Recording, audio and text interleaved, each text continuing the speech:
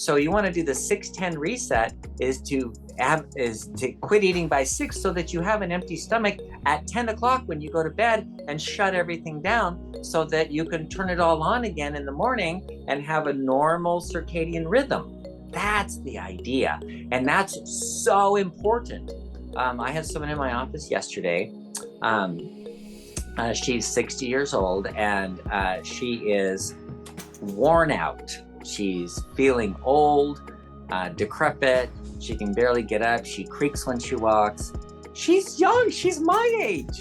And I'm like, okay, there's something wrong here. And so we went through, and she finds that she, when everybody else goes to bed, she does her work. So everybody else is going to bed at 10, 11, 12 o'clock at night.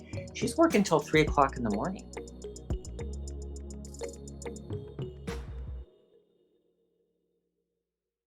Hello, everyone. Welcome to the Healthy Heart webinar. We are happy to have you today. Say hello when you hop on. It's a beautiful day here in South Dakota. Cheryl, where are you coming from?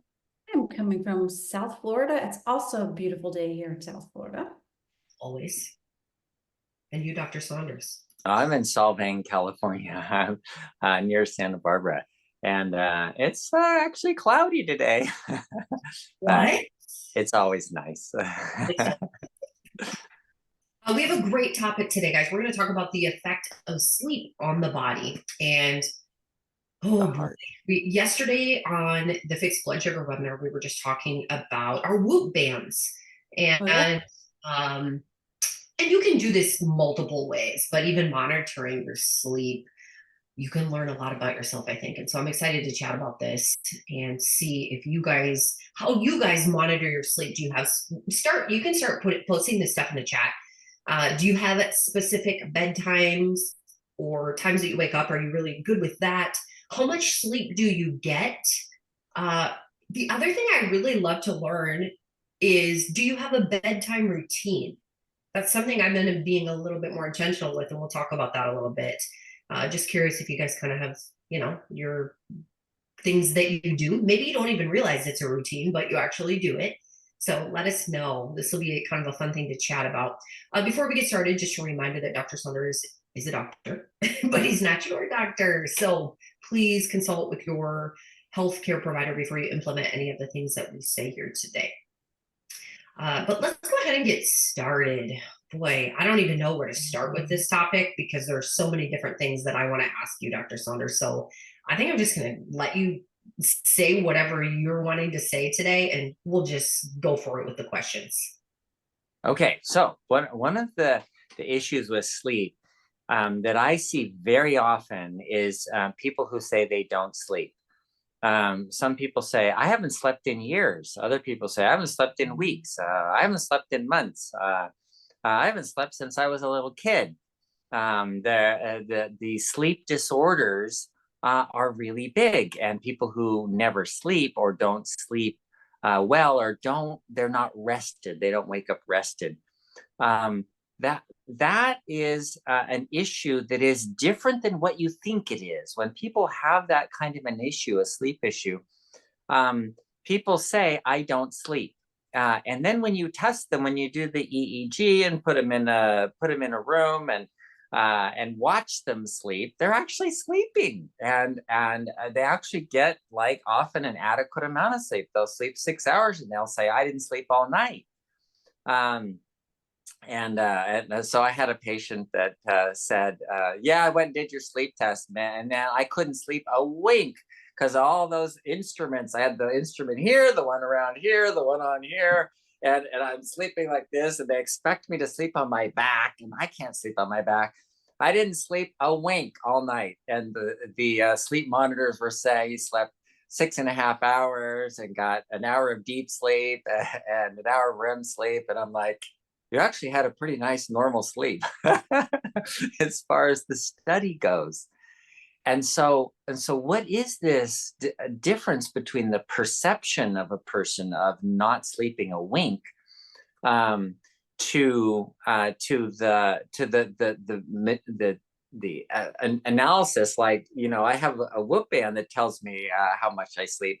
they're not that accurate. They're not like the EEG ones with all the monitors on, but they're not bad actually. I went to a conference at UCLA, and they explained that, yeah, these the Aura rings and the bands and all that, that they're not bad. They're internally consistent, at least, even if they're not like accurate for how much deep sleep exactly you get and all that. So, but this guy was on like all of the instruments, and it's documented what his EEG is. They know what he was sleeping, and he was sleeping well. So why is there this discrepancy? Okay, so here's the reality. It is perfectly normal to wake up 5 times a night. That is normal. Like everybody does that. But most people, they wake up and then they go right back to sleep, and they don't remember waking up. And so that's kind of a normal thing. Some people remember waking up, and because they remember waking up, then they think they've been awake all night. And there's often, like, most of the sleep that we get is light sleep. It's not deep sleep. You actually only get an hour or two maybe of deep sleep. The rest of the time you're in bed, it's light sleep. And during light sleep, you're not deep sleep, and you're not REMing, you're not dreaming or anything. So people will, from being awake, they'll go into light sleep, and then they'll wake up again, and they'll say, I didn't sleep. But they did have light sleep, but it feels like they didn't sleep the whole time. They're laying there, and they kind of slip into sleep and then slip out of sleep, and they're like, oh yeah, I just lay there all night, I didn't do it. I know, because they remember the waking. So a lot of the issues with sleep, when people say they don't sleep, it's they remember being awake. Whereas people who say, oh, I slept like a rock all night long, they woke up 5 times or 10 times or whatever at night, and but they don't remember it. And so that's really the issue, between the difference between someone who says that I don't sleep. Because when they look at people that don't sleep and do studies on them, guess what? They all sleep. Everyone sleeps. If you don't sleep, you die. It's like the people that say, I never eat. I haven't eaten anything in years. And it's like, yeah, really? Do you really believe that? But people do say that. I haven't eaten anything in years. In fact, I called somebody on that once who said that he hadn't eaten anything in years. And I said, right, nothing goes in your mouth. Like, you never put anything in your mouth. He goes, well, yeah, I take in stuff, but that's just for fun. That's just like, snacks. I don't actually have a meal. I haven't had a meal. Oh, okay. So you're snacking on stuff, and so that I haven't eaten in a year or years or whatever means I don't have meals. In his case, it was anyway. So that's kind of the way the sleep goes too. People who say they don't sleep, they're actually snacking on sleep all night long. But they don't recognize it because they remember being awake. And people who sleep like a rock don't remember being awake, even though they have been awake as many times. So that's the difference. And so I was talking to someone who was a sleep specialist, and he said, oh yeah, everybody sleeps. So I read a book on it. And he gave me a book. I read the book on it. And the book was actually really good. It was by a sleep specialist, and that's all he does. He's a neurologist that just works on sleep. And so he's done thousands of these tests, right? Sleep studies and all that. And he says, yeah, the people that say they don't sleep, they do. So there was, in one case, there was people in San Diego. It's with the University of San Diego. The researcher took people who had their circadian rhythm all messed up. They couldn't get to sleep till like 3 o'clock in the morning, and then they sleep till noon, and they couldn't fix their schedules. Some people said that they hadn't slept in years, and all of that kind of stuff. And he took them camping. They went out in the wilderness, and they slept in the wilderness. And within 5 days of wilderness camping, every single one of them had normal sleep patterns. It fixed everything in 5 days. It was if you have sleep problems, then there is something you can do about it. That it is a real thing, and being awake all night is not really being awake all night. It's remembering waking up frequently at night, and then sleeping like a rock does not mean you didn't wake up. It just meant that you don't remember it. So if you look at it from that point of view, then a lot of the problems go away. And here's why the sleep problems go away: because being awake doesn't make you anxious. Because when you wake up, you go, oh yeah, I'm awake again. Oh, okay, I'll just lay here for a while, and it's perfectly okay. Everybody wakes up at night, and it's perfectly normal. So I'll just lay here for a while, and then you go back to sleep, and it's okay. And you'll still have the perception of gosh, I was awake all night.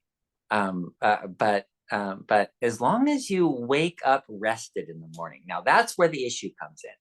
If you're not waking up rested, and that's where the advantage of having something like a band or something is that you can see every night. And it's not that you have to obsess, or as some people, they get so obsessed, I gotta have an 89% or more.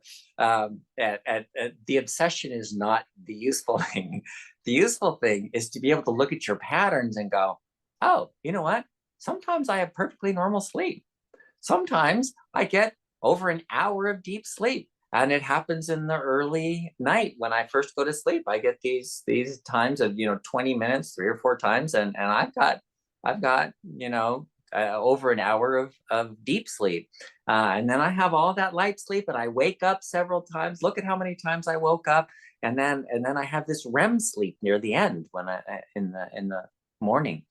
So when you see the patterns, and that the idea of that, the way I would look at it is to be sort of a consolation, to be able to say, oh, I really do sleep.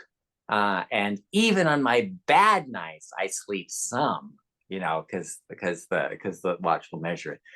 And some people really do sleep bad nights. And then the fix for that, there is a fix for that too. And if it takes wilderness camping, that's okay too. But turning off the lights when it gets to be around 8 or 9 o'clock at night, and not having screens. You can read a book or something by a low light, like a candlelight kind of thing. And they do have night mode screens too, which can be helpful. And then going to bed at a very regular time. Think about it. If you lived 1,000 years ago, what time would you go to bed? Sun went down. Yeah, sun goes down. Hey, it's dark. I'm making melatonin. Oh, I'm tired. Time to go to bed. And that's what people did, unless you had a whole lot of money, you can burn a lot of candles. And some people did that too.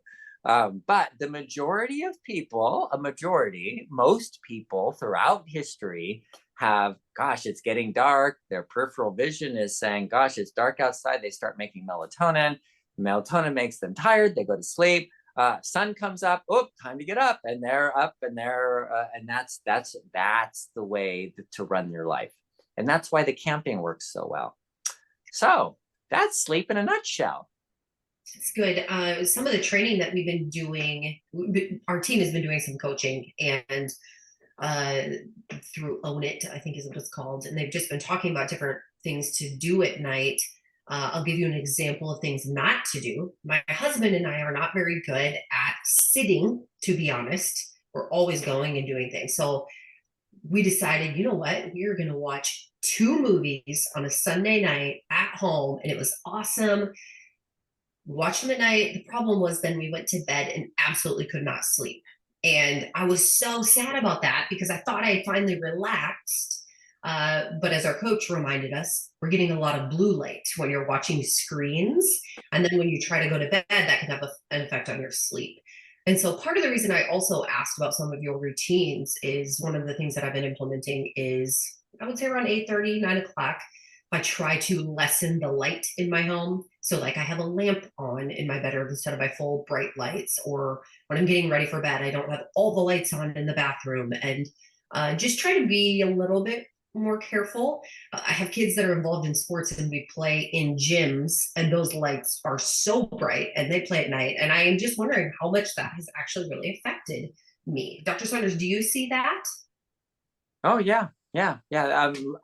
Some people are really affected by light. Some people are less affected by light. But yeah, the more the light, the more light you have, the less melatonin you're going to make, and the harder it is to sleep. Another thing we talk about fasting all the time, but what do you think is, or maybe you can chat about why it's important for us to maybe consider fasting in the evening in order to have better sleep? Oh, so we've talked a lot about what we call the 6-10 reset. And what that means is you stop eating by 6, you go to bed by 10. And that's how you push the reset button.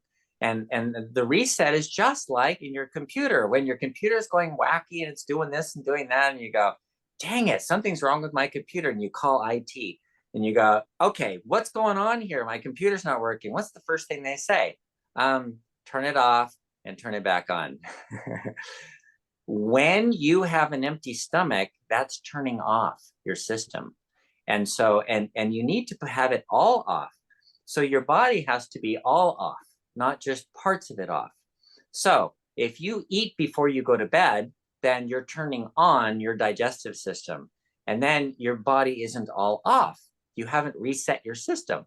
So you want to do the 6-10 reset is to quit eating by 6 so that you have an empty stomach at 10 o'clock when you go to bed and shut everything down so that you can turn it all on again in the morning and have a normal circadian rhythm. That's the idea. And that's so important. I had someone in my office yesterday. She's 60 years old and she is worn out. She's feeling old, decrepit. She can barely get up. She creaks when she walks. She's young. She's my age. And I'm like, okay, there's something wrong here. And so we went through, and she finds that when everybody else goes to bed, she does her work. So everybody else is going to bed at 10, 11, 12 o'clock at night. She's working till 3 o'clock in the morning.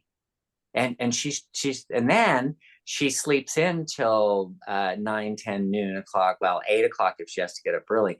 And so she's getting really less sleep, and she's missing entirely deep sleep. Deep sleep happens between 10 o'clock p.m. and 2 a.m. That's it. If you're not sleeping during that time, you're not going to get deep sleep. Well, you may get little teeny bits. You'll see it, that it'll show up, but it's not going to be a significant amount of deep sleep, and you don't renew your body. You don't reset things, and you don't repair things. The repair happens during that first part from 10 o'clock to 2 o'clock. So that's why it's so important to go to bed at 10, and you have to have an empty stomach or you didn't shut it down and you don't do repairs. It's kind of like going to your mechanic and saying, oh, I need you to fix my car. The engine, something's wrong with the engine, but I got to drive to work. Can you work on it while I'm driving? The mechanic's going to go, are you crazy? That's exactly what your body is saying when you say, well, I want you to repair at night while I'm sleeping, but I'm going to eat before I go to bed. Is that okay? Your body's going to say, no, that's not the way things work. I cannot change your tire while you're driving. That's not going to happen. So if you want to repair, you have to pull the car in, leave it there, take an Uber home, and wait while it sits there and does nothing, and the mechanic works on it and repairs everything. Well, that's what your body does. Your body will call out the mechanic, called human growth hormone, and fix everything while it's sleeping and shut down. You have to shut the whole thing off. That's the reset. So stop eating by 6, go to sleep by 10. That was the best explanation I've ever given of that. That's good. I'm glad we have it recorded. I was going to say this should have been sponsored by REI. If you have problems sleeping, go camping. But now we need a mechanic to say, let us help you sleep better. Right. Let's talk about that a little bit too. One of the things, for example, in my Whoop band, I kind of have it set up with these questions, but one of the default questions was, did you spend any time in nature today? Another one, well, there's a lot of different questions. But I wonder about the effects of nature, being outside, maybe grounding, the effect of that on your sleep. And then also temperature. I tend to like it a little bit warmer in my house when I go to sleep, and my husband wants it like 6 degrees colder. And he can only sleep well if it's really, really cool. And so I think those things may have an effect on our sleep as well. Is that a possibility? Oh, absolutely. Absolutely. I remember Tim Ferriss wrote a book called something about body hacking. What's that? 4 hour body. Yeah, something like that. I think that's what it was. Anyway, so he was talking about sleep. And he said, one of the hacks for sleep is to get in an ice bath before you go to bed and really chill the body down. You have to lower the body temperature by about 2 degrees. And normally you automatically do that.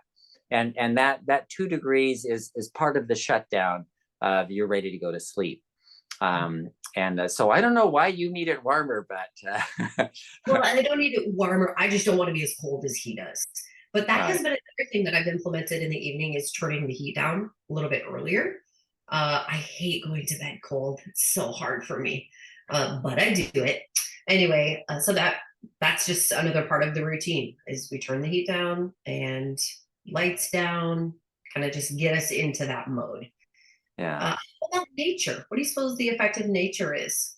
Well, it's huge, actually. So there's several things to consider. One is what's called grounding.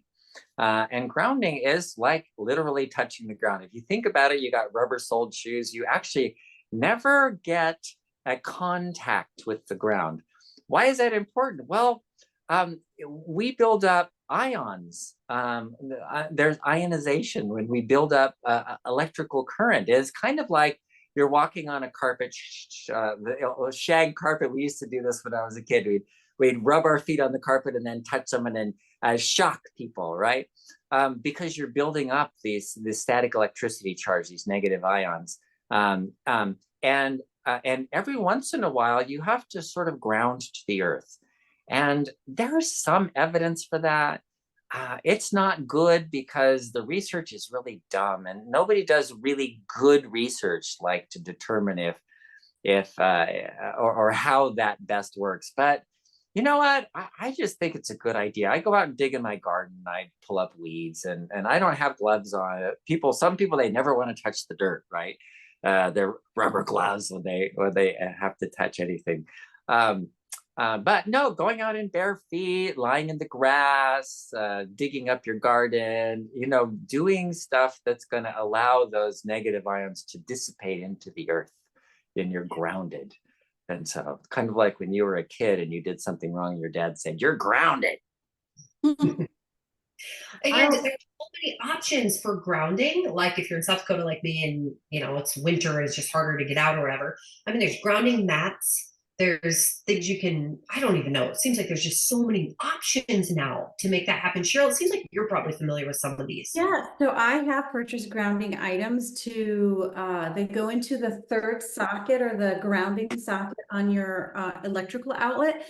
And then you can sit on them, stand on them, or you can actually take a little patch and put it on your body. Some people recommend putting them on the bottom of your feet when you're asleep, because that's like, think about it. It's like standing outside if you have the grounding on your feet.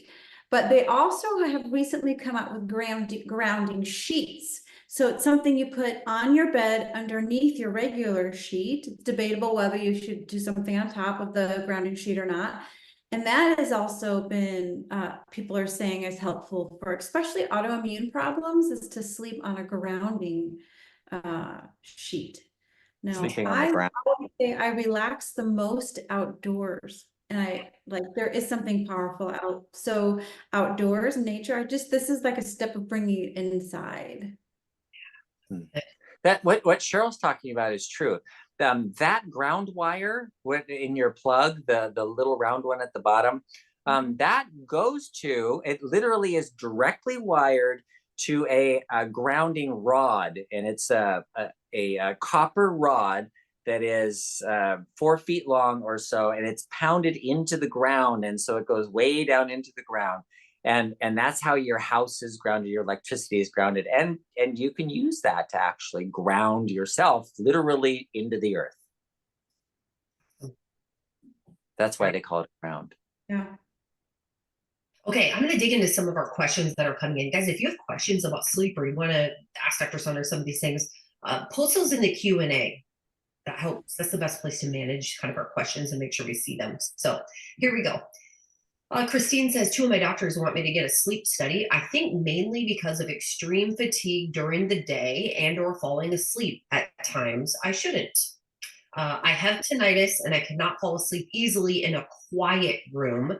So I do have the TV on a timer. Is that bad? Another point, I wake up drenched with night sweats. Yeah. Well, okay. Good questions. Okay, so is falling asleep in front of the TV a bad idea? And no, not bad, but there is some pretty good evidence these days that even low light conditions, such as just a TV in the room or something, does disrupt sleep. So it's not that you don't sleep; it's that you may get light sleep, but you're not getting deep sleep. And so it may disrupt the type of sleep that you get, in which case you may not be rested in the morning, and then you feel tired through the day. And it's kind of like someone who has sleep apnea. That's really a big deal, where they say, well, I sleep for 10 hours and I wake up tired. How can you sleep for 10 hours and wake up tired? Well, if you have sleep apnea, every time you go into deep sleep, or REM sleep, you get paralyzed, and when you're paralyzed, it shuts off. Your throat shuts off, because you're paralyzed, and you stop breathing, and so there's a long pause of no breathing, and then your carbon dioxide gets high enough, and you go, and you wake up, and you don't remember waking up, so you say, I was asleep the whole time. But with sleep apnea, you don't actually get restful sleep the whole time. Well, that might be a problem with these other issues, like having the TV on at night, where you don't get the restful sleep. And then night sweats, that's another issue. That's a big issue, actually, for getting into sleep. Your temperature regulator changes during deep sleep. Usually later on in the evening, and then if you wake up drenched at night, then you may not be getting the right kind of sleep. So yeah, both of those can be issues. What do you think about using white noise? I use a very light white noise when I sleep. I actually have a machine. I also have an app on my phone when I travel. Especially if you're traveling. When I'm in a hotel room, I do not want to hear what's happening outside in the hallways, and so I have that pretty loud. Do you think that that's different than, say, a TV? The white noise, it may be. I don't know of any studies on that. And then if you think about it, the rhythmic noise of the waves. Roy just mentioned that he has the wave machine one. That sounds like a wave going in and out, as opposed to the constant white noise machine. I don't know. I don't know of any studies on that. I tend to find that if there's variation in the sound at all, it'll keep me awake. So I have a hard time with that, which is also why I couldn't sleep with the TV on, because there's too many different things going on. I need it one pitch, I think. Yeah, I like the rain one. Yeah. It's kind of constant, and it's like a more musical, drippy kind of sound. Well, they say there is also that connection to like a mother's heartbeat, so sometimes when we hear these things, I'll hear people will do that. There is like a heartbeat option on my white noise sound machine. That sounds creepy. Well, right. Maybe for babies. But maybe that's a comforting thing that we don't even realize. I use the swimmer's waxes for my ears because my husband snores, so I can hear my own heartbeat sometimes. And I'm like, I can't do that. I can't hear my own heartbeat and go to sleep. That's interesting. I suppose. Yeah. Cool. Well, I'm gonna have to try it. Okay. What is it? The Telltale Heart by Edgar Allan Poe. Goodness. Edgar Allan Poe. I don't hear his name very often anymore. I was Okay. gonna say, we've also talked about there are ways on your phone where you can dim the brightness automatically so that at a certain time in the day, you can start eliminating the blue light. That change in your phone basically doesn't make it as pleasant to look at your phone. So then you're putting your phone down, getting the blue light or the red light, I guess it's blue light away. Taking out the blue light, yeah. Taking the blue light away, yeah. Roy says, so what if mom has an arrhythmia? That was I guess I never slept through Perfect. in utero. Okay. Beverly, and actually, you know what, you guys, if you want to come on, some of you know, if you guys want to come on video with us, that would be awesome. Feel free to hit that raise hand button and then I'll add you as a panelist. And then you can hop on with us. But Beverly says, hi from Virginia. She still can't use the chat. That's okay. This is just fine. Fell asleep between 10 and 12. So 10 p.m. and 12 a.m. And I wake up around 6 a.m. no matter what I do. There are no screens or distractions in my bedroom. I'm careful to keep the room cool and myself warm. I think I would benefit from sleeping more hours. Can you suggest how?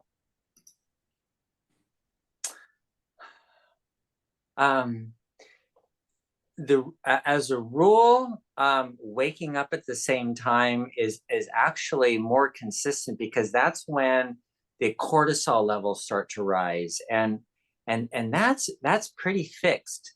So if you want to sleep longer hours, then you extend the time that you go to bed earlier, and that extends the time of sleep. So waking up at 6 is probably going to be pretty consistent, and that's what she indicated the case is. So so going to bed at 8 o'clock. I actually had somebody the other day, just a couple of days ago, saying that she wanted to sleep longer and started going to bed at 8:30, and that worked. So I think it is okay. So let's say maybe you've never fasted. You want to try the 6-10 reset thing. I'll just tell you that if you're new to fasting, being done eating early may be difficult. And you may get to the point where you're like, I'm just going to go to bed. Otherwise, I'm going to eat. And so I've done that. I know that from experience. So that may start to happen. I also think it's easier to get tired when your stomach isn't full. So when you're fasting, I don't know. There's something about it that I think just works. So I'd be curious if you've tried any fasting, Beverly. There are also, I think, maybe some benefits with magnesium. Maybe try using magnesium a little bit earlier if you don't use it. We have a spray on magnesium that I like to use. I think you guys use that too. You can go to Barton Nutrition and you'll find our magnesium spray and then use code webinar25. You can get 25% off. I'm just trying to think if there's any other things. Dimming the lights earlier, doing maybe some of those things, turning the heat down. No screens, no blue light for, I don't know how many hours before you go to bed you're not supposed to, at least a couple hours, yeah. Yeah, which can be difficult. I'm telling you, I've had to break some habits. Not doing a very good job at that. It's not like I'm even really, I don't know what I'm doing, but I don't need screens. So what else? Cheryl, anything else? Well, I was just saying the people we talk about the 3-2-1 rule before bed. No work. No, what is it? No work for 3 hours before, no workout 3 hours before bed. No work 2 hours before bed. No food 3 hours before bed. For sure. No work 2 hours before bed, and no food, no blue light 1 hour before bed. That's about right. Yeah. Great. 1 second here. All right, next question. Will melatonin and herbal tea help me sleep? Sometimes. Will it? That's there really isn't anything that consistently helps people to sleep who feel like they don't sleep. There isn't one thing that works for everyone. That's really what it comes down to. So I've had people say, "Oh yeah, I take lemon balm and I sleep like a baby, and if I don't take it, I don't sleep." I've had other with women. A common one is progesterone, but I've had a lot of women who don't sleep at night. And I go, "Oh yeah, try progesterone," and it doesn't work at all.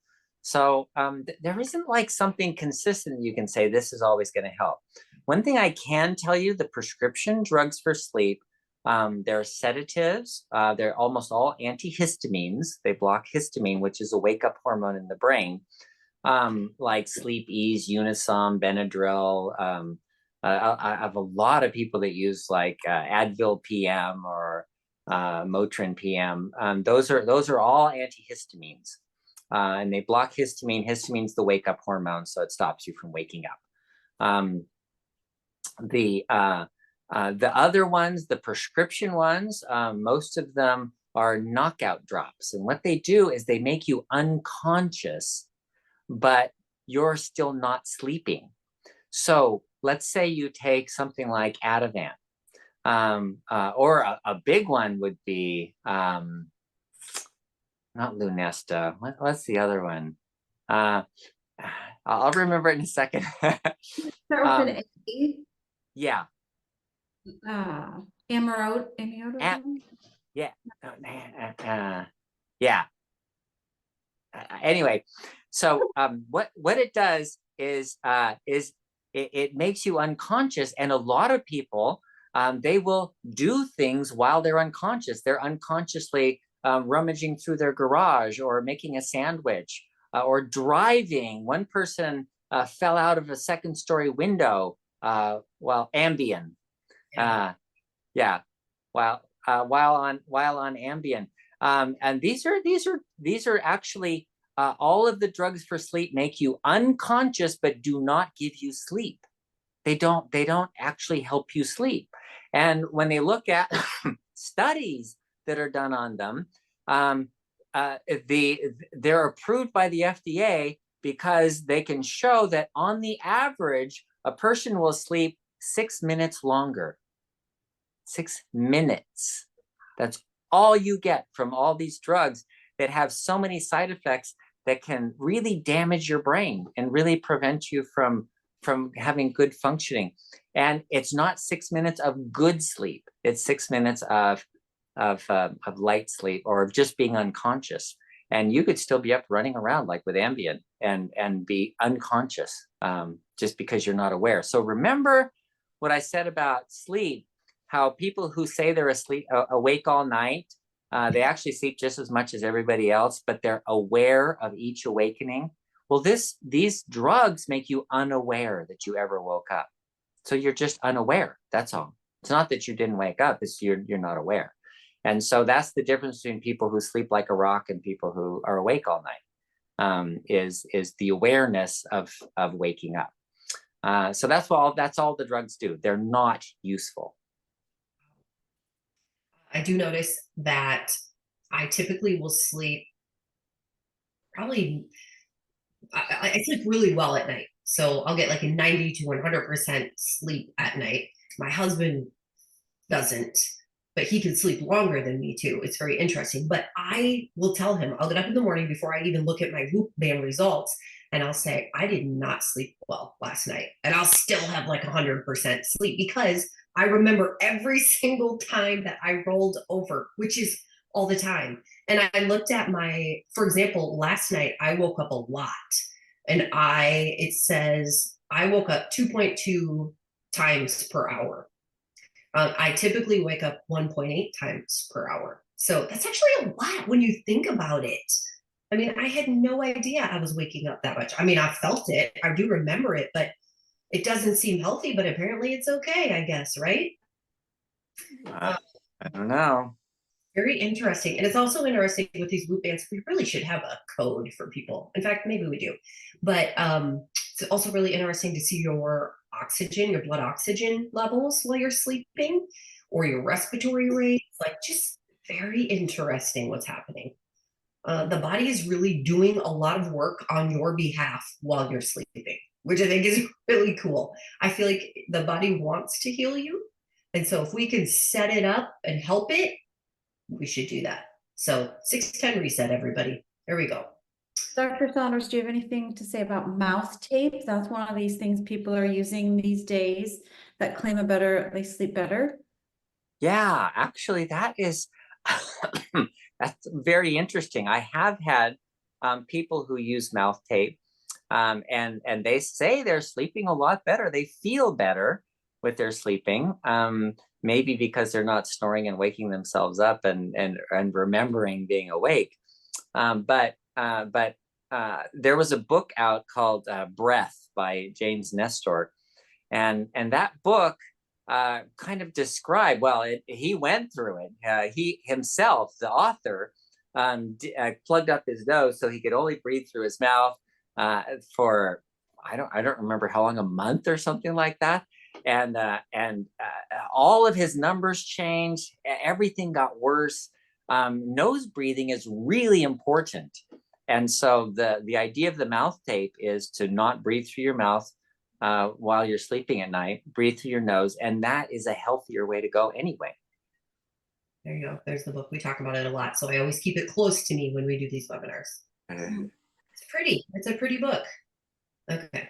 Anyway, right. Another question. Okay, so Christine had sent us a couple messages, and she was the one that would notice she was sweating. One had the TV on at night, and Christine also says that she has Graves' disease, if that makes a difference. That might. That's an autoimmune thyroid problem. That's what Graves' disease is. And having autoimmune disease, that can affect it. Of course, it affects your sleep. You could be sweating just from having the hyperthyroid from Graves' disease. So that's possible. And so you're taking a medication to, usually with Graves' disease, you're taking a medication to suppress thyroid production, but you still have the autoimmune problem. So yeah, it can affect your sleep. We have a message here from Shannon, who you guys know, Shannon Gullickson. She's watching on Facebook. Hi, Shannon. Hi, And Shannon. before I read her question, I had knee surgery a couple months ago, and I could not sleep well because I could not roll onto my side, and I am a side sleeper. So sleeping on my back is nearly impossible for me. And I am telling you, after about 2 days of no sleep, I started to lose it a little bit, guys. So the mental effects of not getting sleep, it was scary. Ask my husband, he'll tell you. Well, that mixed with some pain meds probably didn't go well. But ooh boy. And so Shannon says, I had the flu. I'm still dealing with some wheezing, and it's keeping me awake all night. It's been 4 days now, and my muscles feel weak. My balance is off, and I am just miserable. So that both of you have that experience, and that's what I was saying at first about sleep. People who say I haven't slept in a year, that's not right because if you miss 1 day of sleep, you're debilitated. 2 days of sleep, you're out of it. 4 days without sleep, and forget it.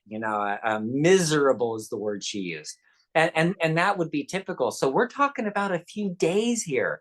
You think about that, and people who say they haven't slept in a week or a month or a year, it's like, no.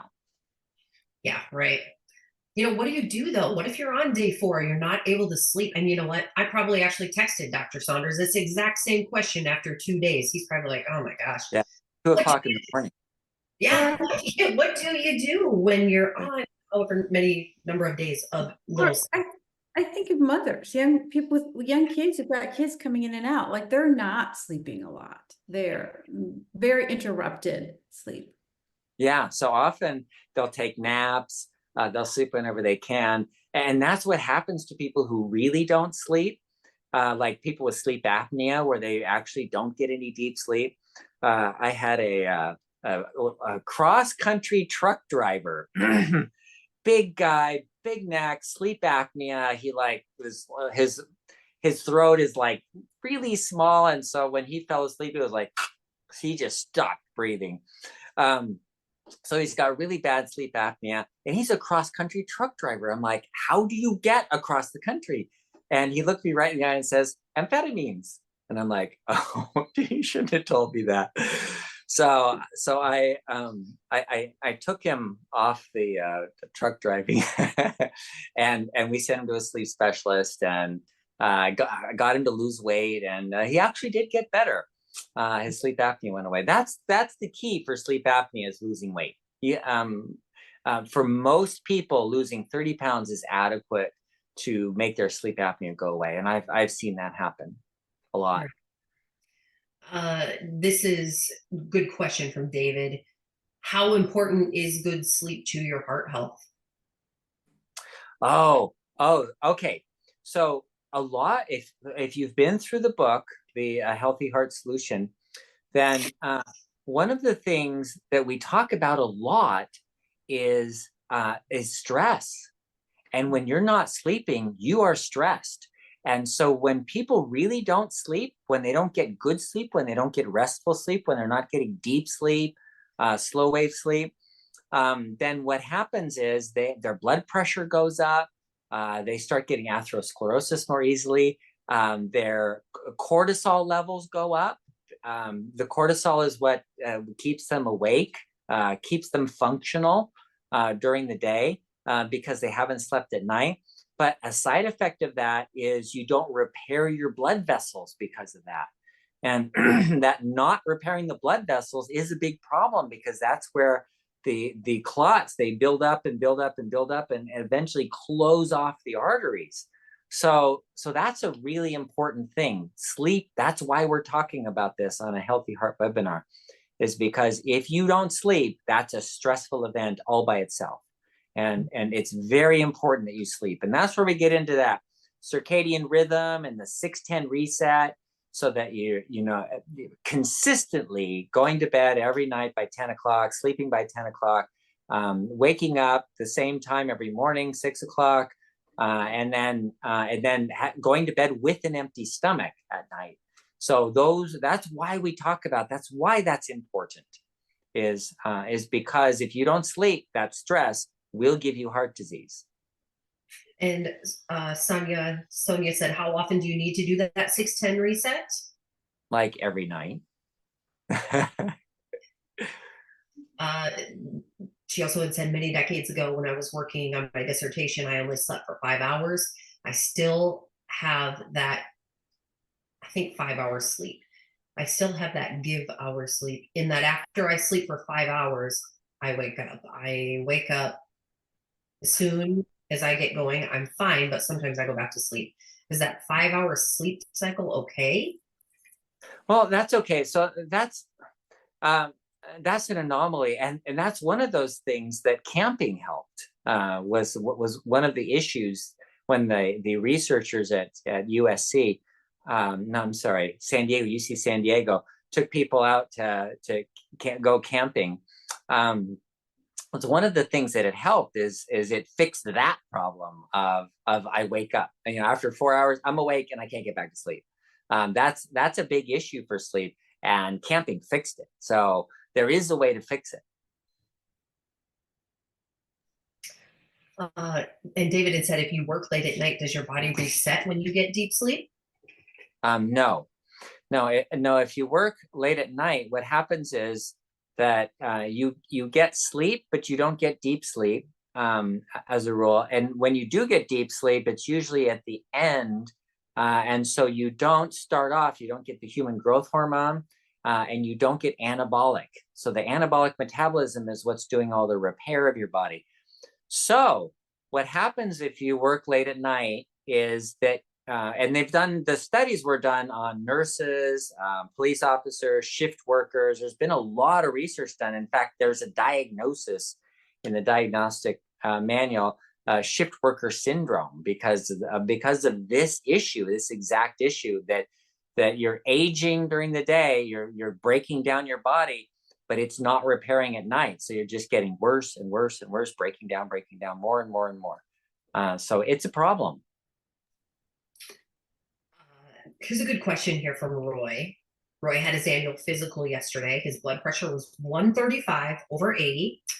And Roy mentioned the Great Britain study that said that is a great pressure for my age group. Roy is 71. He told me I was crazy. He said the higher blood pressure, the greater the chance of microinfarction in the brain.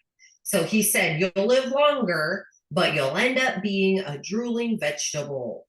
Is the 135/80 a good blood pressure for my age group? Wow.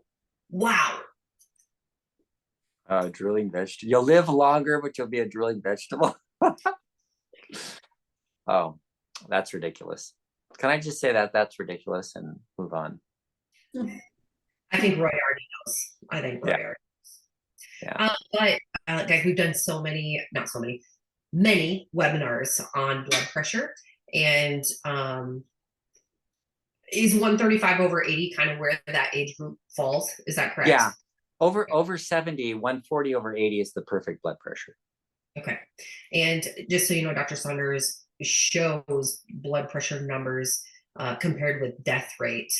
And anyway, look up the Great Britain study on that. So he did.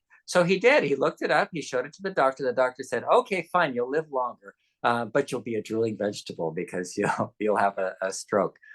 And because the doctor isn't aware that strokes cause high blood pressure, not the other way around. Yeah, I'm sorry about that, Roy. Sorry that you had to even hear that. That's terrible. But we're glad that you're here, and I think you know what you're doing. Okay. There was another question that had come in. We're going to have a lot of questions about blood pressure. Okay, really quick. What is recommended for a 55 to 60-year-old then? 55 to 60, actually, the research shows 120/80, to be exact, 120/78 is the optimum blood pressure for a under 70-year-old. So, yeah, it's 120. Essentially, what you've always heard, 120/80 is the ideal blood pressure for younger people. Mine is. I just had mine checked, and that's exactly where it was. 120/80. Perfect. Okay. Whitney says, what about taking small naps during the day? Think there's a benefit there? Okay, you can take naps. That is an option. Consider this though. Naps don't repair your body, so it doesn't take the place. Like people say, well, I'll go to bed at midnight and take then a 2-hour nap during the day to make up for that 10 to 2, that I'm missing. It doesn't work that way. You actually need to be asleep at 10 o'clock to get the spike in human growth hormone so that you can repair your body. So that the woman I was telling you about that's only 60, that's all broken down, and that was in my office yesterday, that's working till 3 o'clock in the morning and getting 4 to 6 hours of sleep a night.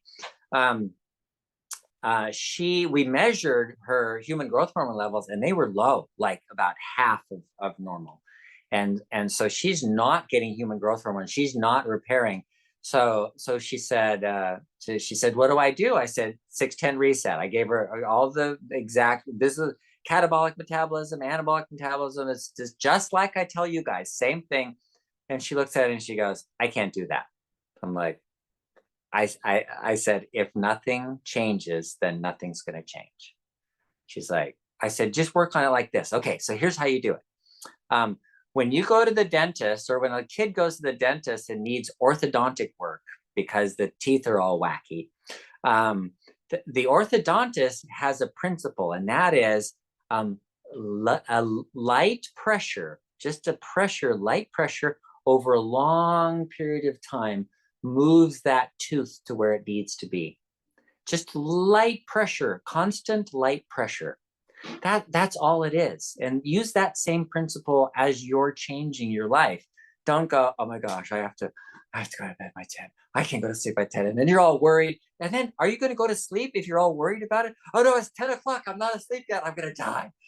No, that doesn't help you. Constant light pressure over a long period of time. So if she started going to bed, I'll just go to bed at 11 o'clock and see if I fall asleep. And if I don't, then I'll move it a little earlier, maybe 10 o'clock or 10:30, and just constant light pressure to move your your whole being into a new location. Gosh, if you were to go to China, it would take 2 weeks for your body to get on China time, for the jet lag issue. So just consider that. It's just the light pressure. Question of the day from Danielle. Is it okay to drink black coffee in the morning to help wake up, or is that hard on your heart? Well, that is a really interesting question. A lot of research has been done on caffeine, coffee, tea, and and now energy drinks and things. Does caffeine damage the heart? You know what? It turns out probably not. There's been a lot of research done, and there is no illness or even association with coffee drinking, except for the people that are sensitive to it, that say, oh, it makes me nervous and makes me jittery. But if it doesn't make you nervous and jittery, like it doesn't have an immediate effect, there's no like long-term damage to blood vessels or anything like that. However, we're talking about sleep today, so thank you for bringing this up. Drinking coffee in the morning can affect your sleep at night. People go, oh, it's only got a 4-hour half-life and it's gone. No, that's half-life. That means half of it is gone in 4 hours. That means in 8 hours, another half, and then in 16 hours, another half, and that's how. No, another 4 hours. Anyway, so you still have some, and it's blocking adenosine, and it may prevent you from sleeping. So people do have that effect. So that could be an issue with coffee. Good stuff. All right. Thank you, Dr. Saunders, so much. We're out of time, but we'll see you next week. Thank you. Goes so fast. It went super fast. Yes, this was really good. Really good questions, really good answers. This is great. We want to invite you guys to our fixed blood sugar webinar that we do every Wednesday at 1 p.m. Central Time. And if you are watching this webinar for the first time, you can register for it at bartonwebinar.com. It's free. We have 2 free webinars each week, and you will get an email reminder about this a day before, and then probably an hour before it starts. But we love doing these. We love having Dr. Saunders on here and just answering your questions. So come back next week, invite a friend, and we're excited to see you then. Thank you, Cheryl, for your help. Sorry we didn't get to all your questions, but you have so many, so good. So bring them back next week. Yeah. Also, go to bartonwebinar.com and go to or you'll see a link to our YouTube channel. I really recommend checking that out because some of your questions are probably answered over there on the YouTube channel. All right. Worth waiting up for 5 a.m. there, Donald. All right. You win the award. I don't know what the award is, but you definitely won it because wow. But get good sleep. Hey, you can catch the replay always. Remember that. But we appreciate you. Yeah, okay. I think he's in Australia. Wow. Yeah, isn't that amazing? The link for Wednesday's webinar, you know what? bartonwebinar.com. You'll see both of our webinars listed there and you can register for them. Okay, guys, thank you so much. We'll see you soon. Bye now.